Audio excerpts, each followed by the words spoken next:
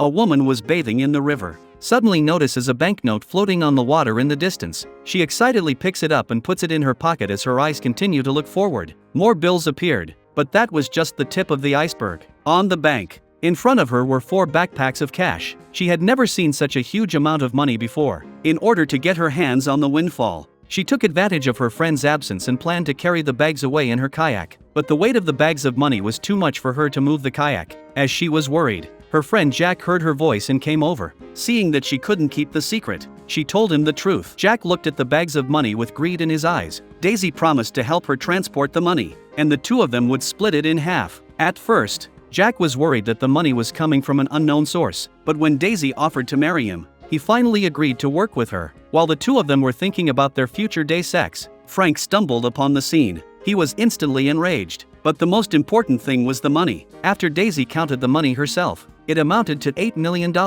Daisy offered to split it between the three of them, but Frank was against it. He thought the money was not a good fortune. If the FBI found out about it, their lives would be ruined. However, advised him to stay out of it. Watching his former friend become so greedy, Frank was going to end his trip and go home alone. The two people left behind rowed a small boat to try to get the backpacks out of the mountains when they passed a fork in the road. Jack took the liberty of going right, but what they didn't realize was that the noise in front of the river was getting louder and louder. They walked in and found that they were in the middle of a party. 2 agents were stationed on the bank. Daisy panicked, but kept her composure. She keeps paddling. Meanwhile, Frank, walking alone, meets the man who lost the money. The man was a pilot. He was transporting cash and got greedy. He threw the money out of the plane on purpose and then faked the crash. He was going to land in the forest and look for it, but he had searched the forest for a long time without finding it. And then he accidentally bumped into Frank, who knew what was going on. Do you think Frank will tell him where the money is?